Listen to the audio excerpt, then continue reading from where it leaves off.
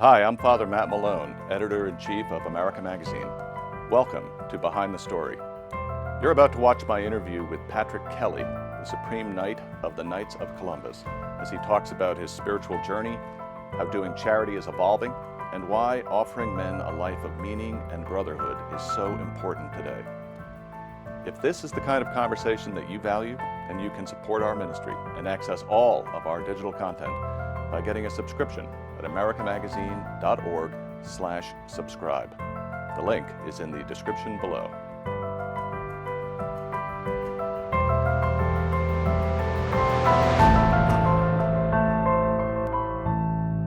Mr. Kelly, thank you very much for being with us. I'm glad to be here.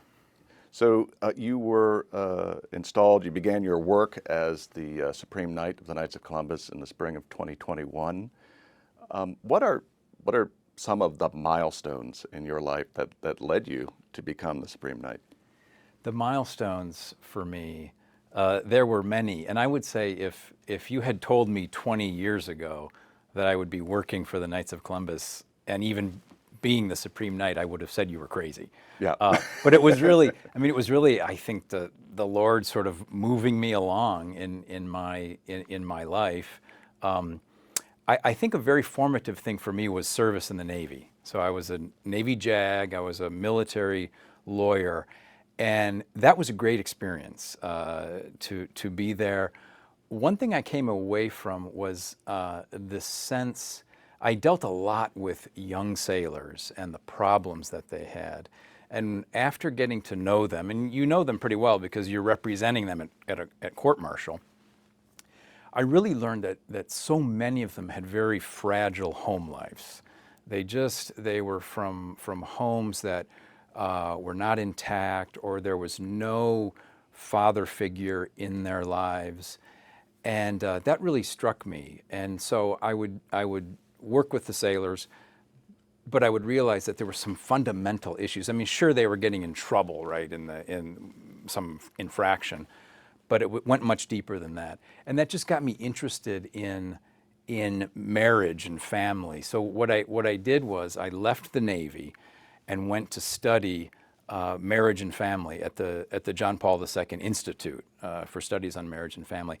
And that was really a very, very important thing for me because it was 2 years of intensive study. I had been in the military, so I had seen a lot of life, but then to take these 2 years when I was a little older and just study the church's teaching on the human person and the theology around that, it was very seminal for me. And then How was that seminal? How did it open your heart and your mind? It was I learned I knew what the church teaches, but that education gave me the why. It gave me the why behind what she teaches, and that was wonderful, right? And I think it showed to me sort of the human person from God's view, and that the person is an end and never a means. So there's a lot that we studied there, but just the dignity of life and the dignity of the person, the beauty of marriage. So that was really, it really moved me. But then 9/11 happened, and I was asked to work at the Justice Department and work in the counterterrorism unit at the Justice Department. So I did that. I did that for a time, and then I went from there. I worked on the House Intelligence Committee. This was during the War on Terror was really full on at this point. It was very busy, very stressful work, but I really wanted to do something more. I wanted to take what I had learned in theology and what my sort of heart was pushing me to do, and to do something more, serve the church in a more direct way, serve my fellow man in a more direct way, and then eventually, via the State Department, that led me to the Knights of Columbus. Sure. And you talked about how encountering young men and the problems that they face in contemporary society was one of the things that motivated you, or to start thinking about how you might be of service to them. or in some way to family and society. What how does the I mean how does the Knights of Columbus speak to those men today? What can it do for young Catholic men today to help them to specifically address the challenges that they encounter in a contemporary culture? I think we can offer them brotherhood and a sense of fraternity in the best sense, right? And the sense of a life worth living, of meaning. So I think a lot of times men today are suffering from a lack of meaning in their lives. And technology has just made it worse. I think a lot of men are hooked on their iPhones in the virtual worlds. And I think there's a lot of isolation. I think men tend to isolate themselves more than women do. And I think what the Knights can offer is that sense of coming together as brothers for a common purpose, for a purpose that is greater than you, right? So you're sort of looking with your brothers at a horizon that is good and is beautiful. And so I think that's what the Knights can do. And also, I think we offer tremendous opportunities for charity, for men to get out of themselves and to serve others with a sense of servant leadership. And I think that's individually, many of us might want to do that, but the Knights of Columbus actually, we have a structure that allows you to do that. And so I think those two things, I think that brotherhood and that charity are how the Knights can really help men today. Do you think that we as a church or as a society have struggled to talk about these issues that confront men today? I mean, I think men certainly probably struggle to talk about them, among ourselves or to articulate them. But it also seems to be a topic we don't pay a lot of attention to elsewhere. Yeah, I think that's true. I think we don't talk about it too much. I think, but you see, I think, a resurgence in parishes of men's groups. And we're seeing a lot of Knights of Columbus councils getting much more involved in faith formation. And I think that's a really positive thing. Because I think men are realizing that they want more, and they're coming together in brotherhood to learn their faith. And I think they need this, right? I think they need this. But I do think men do struggle talking about it. We've talked a lot in the Knights about a men's Bible study, and we've been doing some work, and there really aren't many out there. I know for women, there's a lot of really very good women's Bible studies, but I think so there is a real need there. And I think, but you're right, men tend to not talk about these things, and they tend to not talk about their needs, right? What they need. Yeah. That the sentence that begins "I need" is a hard one for men, isn't it? Yeah. So it also seems to me that what's central to that, what you're talking about, is relationship, right? This sense of brotherhood, fraternity, but also your relationship to the community, of giving back, right? Of every relationship has to be in some way, procreative in the broadest sense of the word, right? It has to result in some kind of charity, some life-giving event or action or force, right? Mm-hmm. And of course, that begins and ends with God, right? And so there's also a way in which the Knights cultivate spirituality, right? In a life of prayer among its members. And I imagine, taking on this responsibility, that's been a huge part of life as a knight for you. Yeah, it has been. It has been. When I first became Supreme Knight 6 months ago, I was talking to a priest friend of mine who said, the number one thing is you have to take care of your spiritual life. He said, if you don't, with the demands on you, you will get depleted, and you won't be good for anybody. And I take that very seriously. So I pray in the morning. I get up really early. We have 3 girls, so by about 6:30 they're awake and the house starts to get noisy. So I'm up an hour before them to try to get some prayer time in, and then I try to hit morning mass, 7:30 mass, and I find it to be tremendously helpful. But also I would say Ignatian discernment, right? That I learned when I was. I wouldn't say I learned it at Marquette. I learned it afterwards, but I was made aware of it when I was at Marquette, and just the Ignatian method of discerning and trying to kind of be objective, but also follow where there is consolation and desolation with decision making.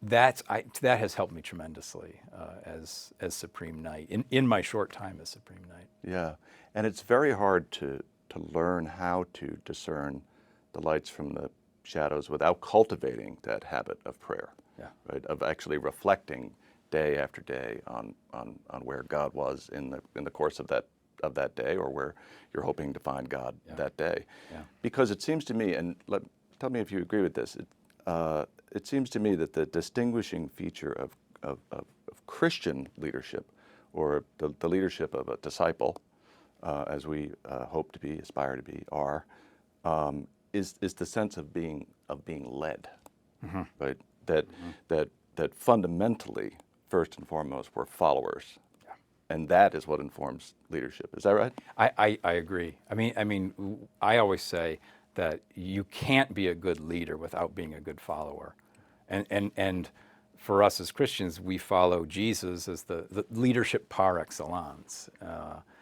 So that's, and there's also humility, I think, too, because particularly when you're new in a leadership position, you have to have a humble sense, because there's a lot you're learning, and there's a lot you don't know, and it requires humility, right? But there's also, I think there's freedom in that. There's freedom in that humility to ask the questions and to be open to other ways of doing things. It's just, I think the idea of a leader without a sense of Christian virtue, that could be a very scary thing. Right. Yeah. Oh, sure. And we have plenty of examples Indeed. of it, don't we? It seemed, that was also an amazing insight, I think, of St. Ignatius, who also had a very keen awareness of the human psychology and of human motivation and human desire. And he forbade in the constitutions of the Society of Jesus any ambitioning for office. Yeah. The only office you could aspire to have was the role of minister, which is the servant, literally the servant of the community. Mm-hmm. Ordering the supplies and cleaning the rooms and so forth. That's the only office that Ignatius would allow you to aspire to. Yeah. And we have other models too of this kind of leadership. Father Michael McGivney, the founder of the Knights of Columbus, whose cause is underway right now. Yes. How do you look to him, and how does his example speak to our contemporary world? Yeah, I look to him every day, because he was a parish priest in New Haven, Connecticut in the 1800s, and his parish, the parishioners of his parish, were really struggling. I mean, the men were being pulled away from their faith by the opportunities presented by other fraternal organizations. They were factory workers. So they were sort of on the bottom of the social ladder, and they were in New England. So it was a time of tremendous anti-Catholic bigotry against primarily these Irish immigrants. So Father McGivney saw this situation, and he saw families being broken up because the father would die in a factory accident. And so what he did was he devised the Knights of Columbus, which was intended to provide spiritual strength to men, to keep them Catholic and to keep their families intact, and also to help these families in the event of the breadwinner's death. So I look to Father McGivney because I think when you look at what he did, the circumstances have changed today, but I think men and families are still struggling. And I think maybe even more so, because my wife and I, we have 3 daughters, and we struggle all the time with technology and trying to keep technology, the entanglement of technology away from our daughters. It's very hard to raise children in a solid Christian Catholic environment these days. So I look to that all the time. I think the Knights of Columbus, based on the model of Father McGivney, can help men and families. What what are the specific challenges that face the Knights today, as you look forward to your tenure Yeah. as Supreme Knight? What do you expect to be the big challenges? Yeah, I think the big challenge is reaching the younger generation. I think we know that the younger generations aren't joiners. Generations past, they joined things. Right. My grandfather, on New Year's Day in 1914, he joined the Knights of Columbus. And then my father joined the Knights of Columbus. I joined in college, really based on their example. But what we're finding is younger men are not joiners. And so I think reaching them with the message that there is something there for them and getting them interested in being part of something bigger than themselves. So I think that's a challenge. But I also think for the entire church, I think the demographic situation that the church is facing is a big challenge. It's a big challenge. And I think in the next 10 to 20 years, we'll be seeing some major shifts in that way. With dioceses that perhaps were big, but they'll be shrinking a bit. And so that's something I think the entire church needs to be watching. So when you think about the fact that this generation of men, this generation of young people generally, they're not joiners, as you say, right? They are bowling alone in the, They're bowling you alone. know, according Yeah. to the title of that book about the subject from several years ago. They're, they, how do you approach that problem? I mean, do you try to turn them into joiners? Do you go around that problem? Do you restructure what joining means and how it looks? Yeah. How do you do it? Well, we have in a way restructured what joining means. So the traditional way to be a member of the Knights is to be in a council. But in the last few years, we've changed that. So we do have these very vibrant councils, and they do the bulk of our charitable work. But now you can join the Knights of Columbus online, and you can receive faith formation materials online. And a lot of younger men, that's how they want to be a member of this organization. They may not have the time to go to the traditional meeting. Right. And I think it's important to keep in mind too that the situation of the young family man has changed. So often his wife works. He's very busy. He's got the iPhone that kind of keeps him working all the time, and he does not have a lot of time for a meeting, say on a Tuesday night or on a Thursday night. So we need to meet that man where he's at, and we need to provide him a way to improve his life, to give him faith formation, but also so his wife and his family recognize it. They need to recognize that hey, my husband this is really helping him. He's a better man for doing this. Right. And we think about that all the time. Sure. And you know, this is the Knights, an incredible charge that you have received to lead this organization, the largest fraternal Catholic organization in the world, 2 million members. 2 million members. Really extraordinary. And of course, as you say, the bulk of your work is involved in charity, you know, giving back to the church and to the community. How has charity changed over the last several decades, and what is the approach that the Knights are bringing to that work today? Yeah, well, charity has gone global. Charity used to be very local, but now we have a hurricane, you know, in Louisiana. The entire Knights of Columbus can come together with financial assistance to get supplies there.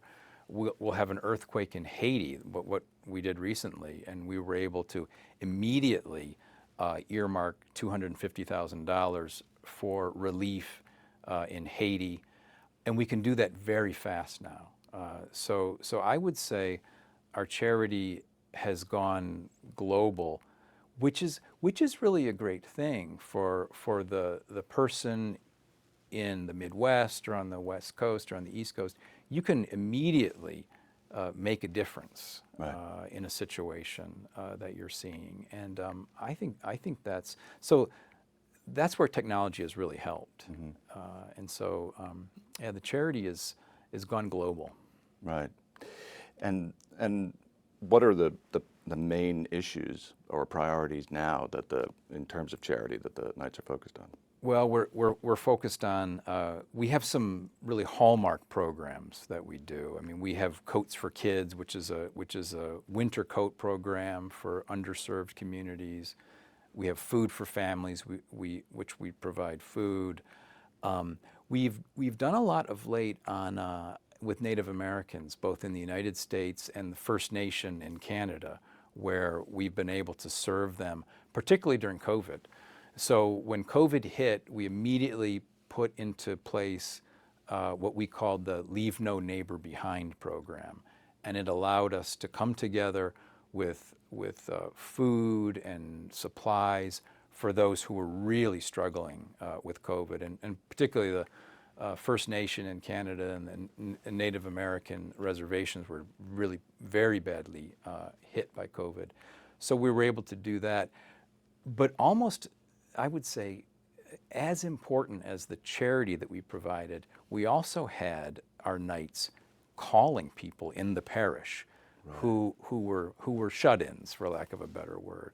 And that I think personal touch, we got a lot of affirmation back from what that meant for a Knights of Columbus Council, these men, to be just calling the elderly people in the parish, just checking on them or going to get groceries for them and delivering them. So that's the kind of... It's a bit more relational instead of just merely transactional. Yeah, exactly. Right. Yeah, exactly. Yeah. And that's the beautiful thing, right? And I think that's what really touches people. So we've done that. So in our charity, we do about $180 million a year in charity, and about 70 million volunteer service hours. So it really is kind of the strength of the Knights. Right. And that is, a lot of that is local, but we also serve the church in big ways. So. And also one of the things that the Knights have traditionally done is assist the church in its advocacy in the public square for changes in public policy and things like that. So how do you understand the Knights or the church's relationship to politics? I mean, it's a fraught area, polarized country, right? In many ways, a polarized church. So how from where you are in this unique position, how do you see how the church or the Knights can be helpful in engaging in the public square? Yeah, I think Catholic social teaching has a lot to say for our politics and for our policies, and that's where the Knights are. So we are with the church in the church's positions on public policy, and also with the U.S. Bishops' Conference. So we work very much in concert with them, and we try to raise consciousness about these issues and their importance, whether that be immigration or the life issues, or a big one for us is religious liberty. So the Knights have always historically been engaged in religious liberty issues, and that goes back to our founding, just because of the anti-Catholic sentiment at the time. But over the years, we've always sort of advocated for religious freedom for Catholics, but for everyone. Even in the Cristeros War, in the suppression of the church in Mexico, the Knights of Columbus and America Magazine were very involved in advocating for freedom of religion in Mexico. So I think this is it's a key thing, and I think it'll be more important in the future. The Knights, I should say too, that we work a lot with the Bishops' Conference, with some of the committees, with the Anti-Racism Committee and with the Religious Liberty Committee and with the Pro-Life Committee. Yeah, and so you were saying that the work around religious liberty could become even more important. Why is that? Do you think is the threat or the challenge to our religious liberty in this country, is it growing in your estimation? I think it is. I mean, I think there's a growing sense that faith does not have a place in the public square. And I think you see that from time to time. Sometimes you will hear policymakers articulate religious freedom in such a way as to say, you can worship, but when we say religious freedom, we're talking about more than just freedom to worship. We're talking about freedom to bring your faith and your beliefs into the public square, and that needs to be that's who we are, I think, as Americans. I mean, it's fundamental to who we are, and that needs to be protected because it's critical. There is no neutrality, right? To say that you're not going to consider faith, you're going to be neutral. The fact is, you have a faith, even if you say you don't have a faith. Right. It just has different sort of dogmatic tenets to it. Right. That neutrality is itself a position. That's right. On a continuum. Yeah. Right. And of course, that was the position of John Courtney Murray, whom we were talking about before we went on the air, who is an associate editor here at America and works so hard on these issues of religious freedom. And you have worked on these issues in both in your current role, but also at the State Department and in other ways.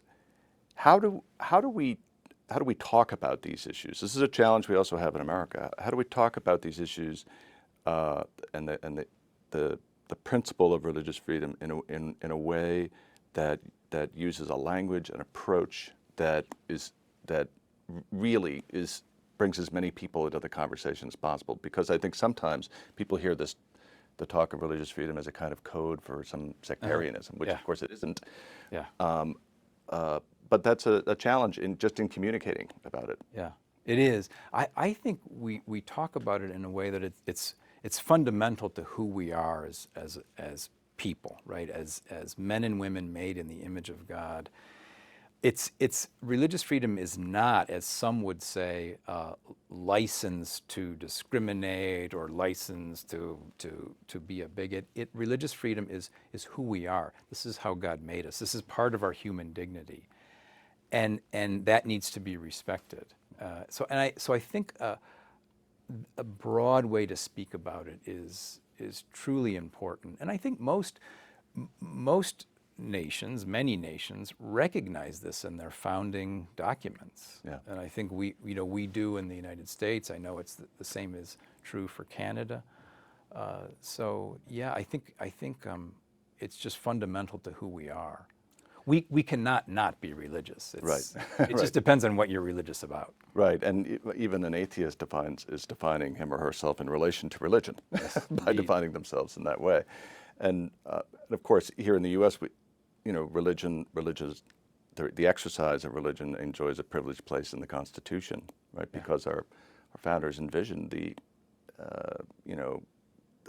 that the success of our republic would rest on whether we were a people who was formed in some broad moral sense, for the common good. And it also seems that space that is created by the carving out of religion in a constitutional sense is also a place that's occupied by organizations like the Knights. Those, what John Courtney Murray would call those sort of intermediate associations, right, between the government and larger society that do much of the work. What a later President, George H.W. Bush, would call the points of light. Yes. Right. Yeah. Those organizations and fraternal and sisterly organizations that do that work in support of the common good every day, and so more generally, how do we overcome the phenomenon of bowling alone and see organizations like the Knights, support organizations like them, whether it's the Grange or whatever, right? To fulfill that vital role. Yeah. In the life of the country. Yeah, it's the United States in this aspect is the envy of a lot of countries. When we're in Europe, Europeans will look at the United States and these intermediary institutions, and they'll say, "This is wonderful. It's wonderful that you have this." Tocqueville talked about this in his works. So I think we need to give those organizations room, and I think we have to keep working at the sense of of a common brotherhood, that there's more, that you are invested in the common good. Right. You're invested in the common good, and we have this language as Catholics, right? And we have the intellectual furniture to do this. We just need to do it more, right? And I think that's critical. That's critical. Well, I always say that the Constitution is the indispensable guarantor of our individual rights, but the first word is we, not I. Indeed. Right. Yes. Exactly. Yes. So if there is a young man watching this today and is interested in learning more about the Knights, how might he go about that? He can go to our website, kofc.org. And he can also join us on our website. K of C, not KFC. K of C, Knights of Columbus. Right. Yes, kofc.org. Right. Yeah. Right. Yeah. That's terrific. Thank you so much for being with us. Father, it was my pleasure. Yeah, we'll continue to pray for you in your role and for the success of the work of the Knights. Thank you. Thank you for watching Behind the Story from American Media. This is the kind of conversation you can expect from us here at America. And if that's something that you value, then you can support this ministry and access all of our digital content by getting a subscription at americamagazine.org/subscribe. The link is in the description below.